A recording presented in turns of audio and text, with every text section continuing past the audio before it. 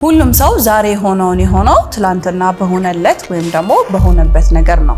ይህም ትራውማ ይባላል። ሁላችንም በስራ ቦታችን፣ ትዳራችን ላይ፣ በሪሌሽንሺፕ፣ በጉርብትና ማንኛውም ከሰው ጋር ባለን ግንኙነት ሁሉ የምናሳየው ባህሪ ምናልባት የትራውማ ሪስፖንስ ሊሆን ይችላል። በልጅነታችን ላይ ሊሆኑ የሚገቡ ነገሮች እንደ ፍቅር፣ ትኩረት መስጠት፣ መደመጥ፣ እንክብካቤ ብቻ በአጠቃላይ ከቤተሰቦቻችን ልናገኛቸው የሚገቡን ነገሮች ሳናገኛቸው ስንቀር እንዲሁም ሊሆንብን የማይገባ ነገር ለምሳሌ እንደ ጾታዊ ጥቃት፣ አካላዊ ጥቃት እንዲሁም ደግሞ በስነ ልቦና ላይ የሚደረግ ጥቃት እንደማንረባ፣ እንደማንጠቅም፣ ምንም አይነት ቫልዩ እንደሌለን እየተነገረን ስናድግ የሚፈጠር ቁስል ነው። ይህንን ቁስል በጊዜ ነቅተን ካላዳን ነው ወይም ደግሞ ወደ ቴራፒ ማንሄድ ከሆነ ትዳራችንን፣ ሪሌሽንሺፖቻችንን፣ ወላጅነታችንን፣ በስራ ቦታችን ያለንን ግንኙነት፣ የጓደኞቻችን ጋር በአጠቃላይ ከሰዎች ጋር የሚኖረንን ግንኙነት የማበላሸት ትልቅ አቅም አለው።